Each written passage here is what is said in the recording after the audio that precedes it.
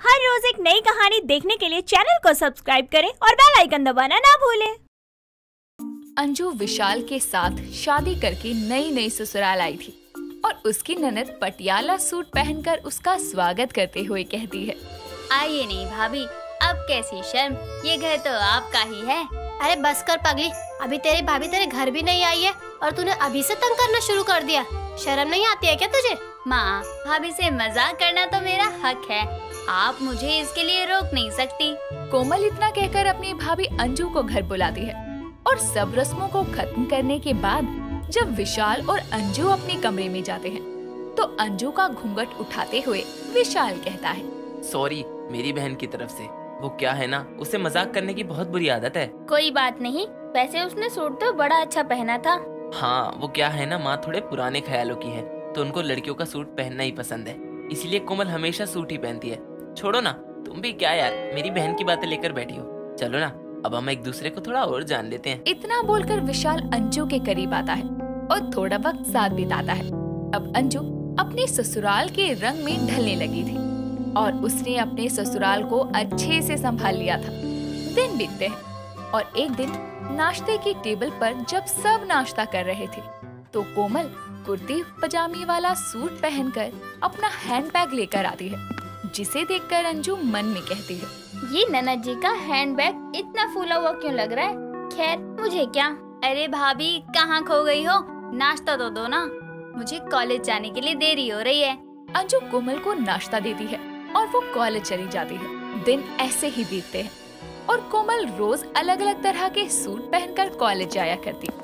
एक दिन जब बहुत तेज बारिश हो रही थी तो कोमल घर आती है और उसे देखकर अंजू और पल्लवी कहते हैं, अरे बेटा, तू कॉलेज से आई है और बाहर इतनी तेज बारिश हो रही है लेकिन फिर भी तू भीगी नहीं, ऐसा कैसे हो सकता है? हाँ कोमल, ये बात तो कुछ समझ नहीं आई। अब इन सबको कैसे बताऊं कि सच्चाई क्या है? वो क्या है ना, मैंने कैब कर ली थी तो मैं भीगी नहीं। चलो अब मैं अपने कमरे में जा रही हूँ, बहुत थक गई हूँ ना। कोमल इतना कहकर अपने कमरे में चली जाती है और थोड़ी देर बाद जब अंजू उसके कमरे में चाय लेकर जाती है तो कोमल नहा रही थी। ये देखकर अंजू चाय रखकर जाने लगती है। तभी उसकी नजर उसके मोटे हैंडबैग पर जाती है और उससे रहा नहीं जाता। वो उसे खोल कर देखती है तो उसमें एक भीगा हुआ शॉर्ट ड्रेस था कि तभी बाथरूम से कोमल बाहर आकर कहती है, अरे भाभी आप यहाँ? मेरी छोड़ो, ये बताओ ये सब क्या है? सुबह तुम सूट पहनकर गई और सूट पहनकर आई, तो ये शॉर्ट ड्रेस तुम्हारे बैग में क्या कर रहा है और ये भीगा हुआ क्यों है? ठीक है भाभी, मैं आपको सब बताती हूँ, लेकिन माँ को मत बताना, उनको ये सब बिल्कुल पसंद नहीं है। हाँ मैं वादा करती हूँ नहीं बताऊंगी। अब बताओ कि ये मामला क्या है? भाभी, माँ पुराने ख्यालों की हैं और उनको मेरा जीन्स शॉर्ट ड्रेस पहनना पसंद नहीं है और मुझे ये सब पहनने का बहुत मन करता है, लेकिन माँ का दिल भी ना दुखे इसलिए मैं छुप कर पहन लेती हूँ। अब रोज सूट डालो तो सब मुझे बहन जी बोलेंगे। ओह अच्छा, तो मतलब ये है कि मेरी सूट पहनने वाली ननद असल में सूट पहनने वाली ननद है ही नहीं। हाँ भाभी हाँ, लेकिन प्लीज ये बात आप किसी को मत बताना, आपको मेरी कसम, विशाल भैया को भी नहीं। ठीक है मेरी प्यारी ननद कोमल, मैं तुम्हारे लिए इतना तो कर ही सकती हूँ। तो मेरी और घर वालों की नजरों में हमारे लिए सूट पहनने वाली ननद ही रहोगी, लेकिन ऐसा आखिर कब तक चलता रहेगा? कभी तो तुमको आगे आकर अपने लिए बोलना पड़ेगा ना। ये तुम्हारी जिंदगी है, तुम्हारा हक होना चाहिए कि तुम्हें जो मन हो तुम वो पहन सको। नहीं भाभी, मैं माँ को बचपन से जानती हूँ और आप नहीं जानती, वो कभी नहीं मानेंगी। इतना कहकर कोमल सूट सलवार में नीचे चली जाती है और यूं ही दिन बीतते हैं, लेकिन अपने शॉर्ट्स पहनने की सच्चाई कोमल कभी अपनी माँ को नहीं बताती और अंजू भी उसका साथ देती है। दिन बीतते हैं। एक दिन कोमल अपने कुछ कॉलेज के दोस्तों के साथ एक क्लब में पार्टी करने जाती है और वहाँ कुछ लड़के उसको और उसकी सहेलियों को परेशान करने लगते हैं। तभी वहाँ एक पार्थ नाम का लड़का आता है और उन लड़कों को बहुत मारता है, जिसके बाद पार्थ कोमल से कहता है, आप ठीक तो है ना? आपको कहीं लगे तो नहीं? नहीं नहीं, मैं बिल्कुल ठीक हूँ। शुक्रिया मेरी जान बचाने के लिए। ना जाने आज क्या हो जाता अगर आप सही वक्त पर नहीं आते तो। अरे आप ये सब बोलकर मुझे शर्मिंदा ना करें, चलिए मैं आपको घर छोड़ देता हूँ। पार्थ इतना कहकर कोमल को उसके घर छोड़ देता है और कोमल अपनी भाभी को कॉल करके छुप कर बुलाती है और अंजू उसे चुपके से उसके कमरे में ले जाकर उसके कपड़े बदलवा देती है। लेकिन इन सब में जहाँ पार्थ कोमल को पसंद करने लगा था, लेकिन उसका नंबर नहीं ले पाया था। दिन बीतते हैं। एक दिन पार्थ अपनी माँ सुषमा के साथ कोमल के घर आता है और उसे देखकर पल्लवी कहती है, जी आप कौन और यहाँ कैसे आना हुआ? आंटी नमस्ते, मेरा नाम पार्थ है और मैं यहाँ आपसे कुछ बात करने आया हूँ। जी मैं और पार्थ आपके बेटे कोमल का हाथ मांगने आए हैं, अगर आपको कोई एतराज ना हो तो। ऐतराज कैसा? आइए ना, आइए। पल्लवी इतना कहकर उन्हें लेकर अंदर आती है और विशाल और अंजू भी बाहर आकर उनके पास बैठ जाते हैं। तभी विशाल उन सब से सवाल करता है, वैसे पार्थ, क्या मैं जान सकता हूँ कि तुम मेरी बहन को कब से और कैसे जानते हो? जी आपसे झूठ नहीं बोलूँगा, मैं बस उसे परसों से जानता हूँ। वो जिस क्लब में शॉर्ट ड्रेस पहन कर आई थी वहीं हमारी मुलाकात हुई और मैंने उसे घर तक छोड़ा और इस बीच मेरे दिल ने मुझे बताया कि वही लड़की है जिसे मैं ढूंढ रहा हूँ। बेटा शायद तुमको कोई गलत फहमी हुई है। मेरी कोमल ना ही क्लब जाती है और शर्ट्स पहनना तो दूर की बात है। आंटी, अगर गलत फहमी हुई होती तो मुझे आपका घर और आपकी बेटी का नाम कैसे पता होता? सब बातें कर ही रहे थे कि कोमल वहाँ आती है और हालात देखकर सब समझ जाती है। और फिर अंजू कहती है, कोमल, अब मुझे लगता है कि मेरी सूट पहनने वाली ननद को अपनी सच्चाई बता देनी चाहिए। अंजू की बात सुनकर कोमल अपनी माँ को अपनी इच्छा और झूठ के बारे में सब कुछ बताती है, जिसे सुनकर पल्लवी कहती है, इतना बड़ा झूठ बोला तूने, तुझे जरा भी शर्म नहीं आई क्या? तू वो वाहियत बेशरम वाले कपड़े पहनकर बाहर घूमती थी और मुझे लगा मेरी बेटी बहुत शरीफ है। माँ जी माफ करना, पर आप मेरी ननद के बारे में ऐसा नहीं कह सकती, क्योंकि हम कभी भी किसी के कपड़ों को लेकर उसे जज नहीं कर सकते। बल्कि मैं तो ये कहूँगी कि सब गलती आपकी है। अगर आपने एक माँ नहीं एक दोस्त बनकर कोमल से बात की होती तो मेरी सूट पहनने वाली ननद को ये सब छुपाना नहीं पड़ता। अच्छा, तो इन सब के बारे में सब जानती थी और तूने मुझे कुछ बताया तक नहीं।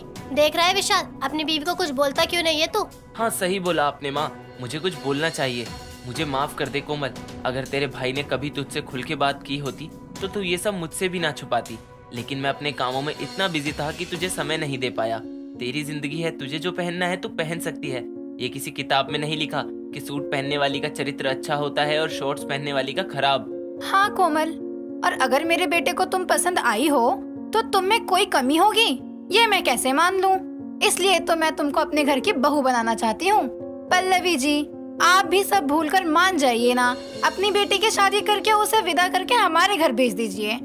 इसका जो मन होगा वो ये पहन लेगी। ये सब सुनने के बाद पल्लवी को एहसास होता है कि वो सच में कितने पुराने ख्यालों और सोच के साथ जी रही थी, जिस वजह से उसके खुद के बच्चों ने उससे झूठ बोला। जिसके बाद वो अपनी बेटी को गले लगाती है और खुशी खुशी अपनी बेटी का रिश्ता पार्थ से कर देती है। जिसके बाद कोमल का जब जो पहनने का मन किया करता वो पहना करती और अपने ससुराल में भी जाकर वो खुशी से रहती। और अब इस तरह अंजू की सूट पहनने वाली ननद को जब उसका मन होता तभी सूट पहनना पड़ता।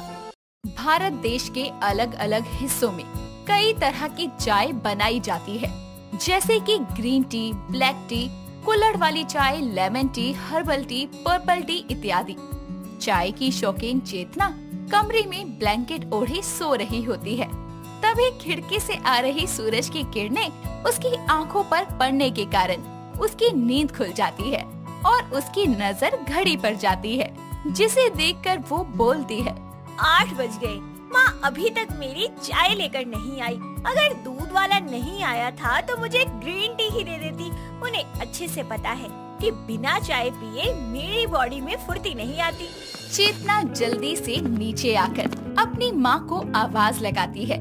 तभी उसकी घंटी की आवाज सुनकर वो अपनी नजर घुमाती है, जहाँ उसकी माँ सुमित्रा मंदिर में बैठी पूजा कर रही होती है। और ये देखकर चेतना बोलती है, ये माँ भी ना सुबह उठते ही जाप करने लगती है।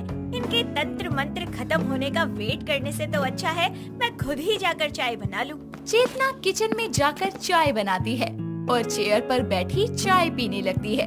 तभी उसकी माँ सुमित्रा बोलती है, बना ली चाय, मुझे भी ला कर दे। आपके बोलने से पहले ही ले आई थी। जरा नजरें घुमाकर देखिए, चेयर के पास आपकी चाय भी रखी हुई है। सुमित्रा अपनी बेटी चेतना के साथ बैठकर चाय पीने लगती है और जैसे ही चाय की पहली घूंट उसके गले से नीचे उतरती है तो वो मुंह बनाकर बोलती है, हाय राम, ये क्या है? ये चाय है कि चाशनी? चीनी का पूरा डब्बा ही डाल दिया है क्या तूने इसमें? माँ, एक चाय के ऊपर आप बखेड़ा तो ऐसे खड़ा कर रही है जैसे मैंने आपको चाय नहीं जहर दे दिया हो। इतना मीठा पीना जहर पीने के बराबर ही है। ज्यादा मीठा पीना सेहत के लिए हानिकारक है। जीने की इच्छा नहीं है क्या तुझमें? सुमित्रा के जुबान से भाषण सुनकर चेतना अपने कमरे में जाकर चाय पीते हुए टीवी देखती है और कुछ घंटे बीतने के बाद वो फिर से चाय की फरमाइश लेकर अपनी माँ के पास आती है। माँ, मेरे सर में बहुत दर्द हो रहा है, एक कप चाय बना दो ना, अदरक इलायची वाली। सुबह से 3 बार चाय पी चुकी है। अरे ये कोई ग्लूकोज नहीं जो दिन भर गटकती रहती है, टॉनिक है क्या ये तेरे लिए? अब अगर आपका लंबा चौड़ा भाषण खत्म हो गया हो तो चाय पिला दो ना। सुमित्रा चाय बनाकर चेतना के हाथों में थमा देती है और वक्त बीतने के साथ चेतना के चाय पीने की आदत बहुत ज्यादा बढ़ने लगती है। वो एक दिन में 8 से 10 कप चाय पीने लगती है और गलती से घर में कोई मेहमान आ जाए तब तो वो 12 कप चाय एक दिन में पी जाया करती, जिस कारण ना के बराबर उसे भूख लगती। और एक दिन जब वो अपने परिवार के साथ बैठी खाना खा रही होती है तभी उसकी माँ सुमित्रा बोलती है, बस यही आधी रोटी की भूख थी तुझे? सारी भूख चाय पीकर ही मिटा ली है क्या? माँ, आप हर वक्त मेरी चाय को लेकर ही ताने क्यों कसती रहती हैं? अब अगर मुझे भूख नहीं है तो क्या जबरदस्ती खा लूं? इतना बोलकर चेतना अपने कमरे में चली जाती है और जिसके बाद सुमित्रा बोलती है, दिन भर में 36 चाय पीती है और इस कारण इसको भूख नहीं लग रही है। उसका भी दोष मुझ पर ही डाल रही है और मेरे खाने पर डाल रही है। वक्त बीतता है और एक दिन सुमित्रा के पास चेतना की शादी के लिए अखिल नाम के लड़के का रिश्ता उसकी माँ मधु के साथ चल कर आता है। दोनों परिवार वालों की मर्जी से कुछ ही दिनों में उनकी शादी हो जाती है और चेतना अपने ससुराल आ जाती है। अगले दिन वो सारा काम खत्म करके चाय बनाती है और सभी एक साथ बैठकर चाय की चुस्कियाँ लेते हैं और मधु बोलती है, वाह बहू, क्या अच्छी चाय बनाई है तूने, मजा आ गया। थैंक यू सासू माँ। आज भी मैंने उतनी ही चीनी डाली थी, लेकिन सासू माँ ने बिना किसी आनाकानी के सारी चाय पी ली। और एक बात थी, जरा सी चीनी ज्यादा क्या हो जाती थी, मेरा तो जुलूस ही निकाल देती थी। वक्त बीतता है और चेतना मायके की आदतें ससुराल में भी बरकरार रखती है। धीरे धीरे उसकी ये आदत अब काफी ज्यादा बढ़ रही थी। एक दिन उसकी सास और दिनों की तुलना में 4 लीटर दूध लेकर आती है और बोलती है, बहू, आज मेरा खीर खाने का बहुत मन है, तू शाम को खीर बना लियो, ये ले 4 लीटर दूध। जी माँ जी। मधु अपनी बहू की बुरी आदत से वाकिफ न होने के कारण उसे जिम्मेदारी देते हुए चली जाती है, जिसके बाद चेतना 4 लीटर दूध देकर बेहिसाब चाय बनाकर पीती है और देखते ही देखते 4 लीटर दूध मात्र आधा लीटर बच जाता है और चेतना बोलती है, ओह गॉड, ये मैं कैसे कर सकती हूँ? माँ जी ने तो ये दूध खीर बनवाने के लिए मंगवाया था और मैं आधे से ज्यादा दूध तो अकेले ही चाय बनाकर पी गई हूँ। हे भगवान, क्या करूँ, बचा ले, मुझे कोई आइडिया दे दे। चेतना ये सोच ही रही होती है कि तभी उसकी नजर सामने पड़ी पानी की बोतल पर जाती है, जिसे देखकर वो बोलती है, सॉरी सासू माँ, इसके अलावा मेरे पास कोई रास्ता नहीं था। चेतना बिना अंदाजे के आधा लीटर दूध में बेहिसाब पानी मिलाती है और खीर बनाकर सर्व करती है और दोनों खाना शुरू करते हैं। तभी अखिल बोलता है, माँ, ये खीर कौन से लोकल दूध में बनाई है? दूध का तो पता ही नहीं इसमें। बेटा, मुझसे पूछने के बजाय चेतना से पूछ, उसी ने बनाई है खीर। मैंने तो उसे खीर के लिए 4 लीटर दूध दिया था, मुझे क्या पता था ये खीर के साथ खिलवाड़ करेगी। दोनों को ऐसे भड़कता देखकर चेतना डरते हुए एक और झूठ को अंजाम देते हुए बोलती है, सॉरी सासू माँ, वो खीर चढ़ा कर ना मैं बर्तन धोने लग गई थी, शायद इसलिए दूध जल गया। चेतना अपनी सफाई पेश कर ही रही होती है कि तभी उसकी पड़ोसन चंदा घर में आते हुए बोलती है, अरे क्या हुआ मधु बहनी, सब कुछ ठीक तो है ना? काहे हल्ला गुल्ला हो रहा है? आजा चंदा, बड़ी लंबी उम्र है तेरी, तुझे तो किसी भी खाने की कमी फट से पता चल जाती है। जरा इस खीर को खाकर बता कि कैसी है, बहुरिया बनाई है का? चंदा मधु के हाथ से बनी खीर खाती है और बोलती है, अहिरे दादा, ई कौन खीर है? इमे तो पूरा पानी मिलल है। इके खीर नहीं, गंगा जमुना के धारा बोलत है। और आज हम अपन खिड़की से देखे रही तोहार ई बहुरिया किचन में सारा दिन चाय पियत रही, तभी तो इके शरीर दिन पर दिन सूखल जाता है। इस तरह चंदा चेतना के झूठ का पर्दाफाश करती है, जिसके बाद मधु बोलती है, वाह रे मेरी छोटी बहू, कितनी सफाई से झूठ बोल रही है तू कि दूध जल गया, जबकि बिल्ली की तरह सारे दूध को अपनी चाय के चक्कर में चट कर गई तू। अब कल से घर में दूध ही नहीं आएगा, तब देखती हूँ दिन भर 75 कप चाय बनाकर कैसे पीती है तू। इस तरह चेतना की चाय की चोरी पकड़ी जाने के कारण मधु घर में दूध ना लाने की ठान लेती है और अगले दिन चेतना किचन में खड़ी दूध का इंतजार कर रही होती है। लेकिन जब उसके इंतजार पर पानी फिर जाता है तो वो बोलती है, माँ जी का इंतजार करने से तो अच्छा है कि मैं ब्लैक टी बनाकर पी लूं। ऐसे भी रोज रोज दूध वाली चाय पीकर मैं अब उब गई हूँ। और माँ जी को क्या लगता है कि अगर वो घर में दूध नहीं लाएंगी तो क्या मैं चाय पीना बंद कर दूंगी? हरगिज नहीं। इस तरह चाय पीने की शौकीन चेतना ब्लैक टी बनाकर मजे से पीने लगती है। ऐसे ही 2 दिन बीत जाते हैं और दूध ना होने के कारण कभी वो लेमन टी पीती तो कभी ब्लैक टी। ऐसे ही जब शाम को अखिल घर आता है तो चेतना उसे सॉरी बोलकर मना लेती है और दोनों डिनर के लिए बाहर जाते हैं। वक्त बीतता है और दोनों घर की तरफ आने लगते हैं। तभी चेतना की नजर चाय की एक दुकान पर जाती है और वो बोलती है, अखिल वो देखो ना, कुल्हड़ वाली चाय मुझे पीनी है, प्लीज चलो ना। ठीक है चलो। भैया तो गर्मा गर्म कुल्हड़ वाली चाय दे दो जल्दी से। चेतना मैं नहीं पी पाऊंगा, मैंने ओवर खा लिया है। ओके, तुम्हारे हिस्से की भी मैं ही पी लूंगी। चेतना वहाँ बैठकर कुल्हड़ चाय का टेस्ट लेते हुए पीने लगती है, जिसके बाद दोनों घर आते हैं जहाँ उसकी सास बोलती है, आ गए दोनों। और बहू, तेरे चेहरे की चमक बता रही है कि चाय पी कर आ रही है तू। तुझे क्या लगता है इतनी चाय पीने से तू प्रधानमंत्री बन जाएगी? माँ जी सारी कहानी तो आप ही गाए जा रही हैं। अरे पिछले कितने दिनों से आपने दूध लाने पर कर्फ्यू लगा रखा है। वो तो मेरी अच्छी किस्मत थी जो आज मुझे रास्ते में कुल्हड़ वाली चाय नजर आ गई। आए हाय, क्या स्वाद था उसका, क्या सुहानी खुशबू थी। मुझे तो अभी भी बार बार याद आ रही है। बहू, ज्यादा दूध की चाय ना बड़ी नुकसानदायक होती है, समझी? और तू तो एक दिन में 10-10 चाय पी जाती है। माँ जी, चाय के बिना मेरा जिंदा रहना तो नामुमकिन है और इस आदत को छोड़ना वो तो मेरे लिए एक चुनौती भरा काम है। मैं एक पल को जीना छोड़ सकती हूँ, लेकिन चाय पीना नहीं। चाय मेरा पहला प्यार है। बहू, चाय हमारी जिंदगी का हिस्सा जरूर है, लेकिन तूने इसे गंदी आदत बना रखा है। एक दिन में तू बेहिसाब चाय पिएगी तो आगे जाकर तुझको ही दिक्कत होगी। ज्यादा चाय पीने से गैस की समस्या होती है, भूख नहीं लगती। अगर तू मुझसे वादा करेगी कि तू अपनी अनलिमिटेड चाय को लिमिटेड कर ले तो मैं सोचूंगी। अपनी सास मधु की डिमांड सुनकर चाय की शौकीन चेतना सोच में पड़ जाती है, जिसके बाद वो बोलती है, माँ जी मुझे आपकी हर शर्त मंजूर है। कम से कम दिन में एक बार तो दूध वाली चाय नसीब होगी। कुछ नहीं इसे तो कुछ यही सही अच्छा है। और इस तरह चेतना अपनी सास की शर्त के लिए मान जाती है, जिसके बाद चेतना की ज्यादा चाय पीने की बुरी आदत वक्त रहते काबू में आ जाती है। सुबह के 8 बजे धारवी बेड से नींद में उठते हुए सोफे पर जाकर खर्राटे लेने लगती है।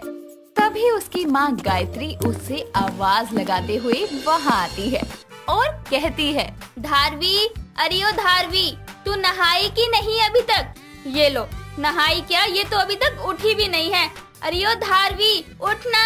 अरे माँ, कितनी बार उठाने आती हो आप? वही तो, पहले उठा कर गई तो बेड से सोफे पर आकर पड़ गई तू। सुबह सुबह मेरे चिल्लाए बिना तेरा कल्याण नहीं होता क्या?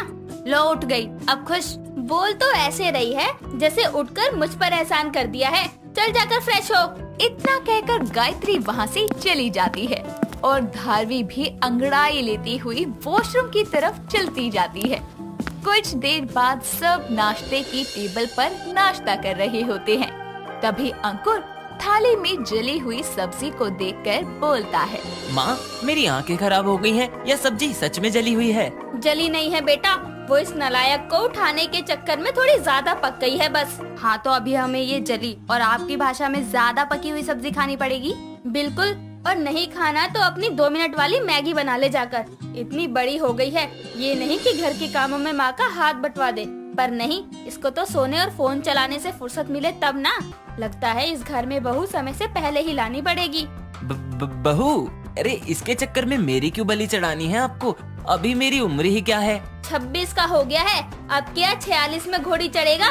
लड़कियों की तरह नखरे करना छोड़ और जल्दी से घर बसा, ताकि तेरे बाद इस निकम्मी का भी नंबर आए, ताकि मैं गंगा नहा लूं। अरे वाह, गंगा नहाने के लिए इतना इंतजार करोगी? चलो अभी बनारस चलते हैं। नहाना क्या, जी भर के छपाक छपाक कर डुबकी लगाती रहना। हाँ हाँ, क्यों नहीं। चल खाना खा। ये क्या 2 रोटी ली है? और ले, चिड़िया जैसा नाश्ता करती है। हाँ हाँ, खा तो रही हूँ। नाश्ता करके धारवी कॉलेज और अंकुर ऑफिस के लिए निकल जाते हैं। गायत्री धारवी को जितना डांटती, लेकिन छोटी होने के कारण अंकुर से ज्यादा प्यार उसे ही किया करती। समय बीतता है। अंकुर की शादी के लिए रिश्ता देखने गायत्री अपने परिवार के साथ तन्वी के घर जाती है। तन्वी चाय लिए उनके सामने आती है और उसे देखकर गायत्री और धारवी आपस में बोलते हैं। अरे बेटी, लड़की तो सुंदर है, चाल ढाल भी ठीक है, इतनी भी सुंदर नहीं है।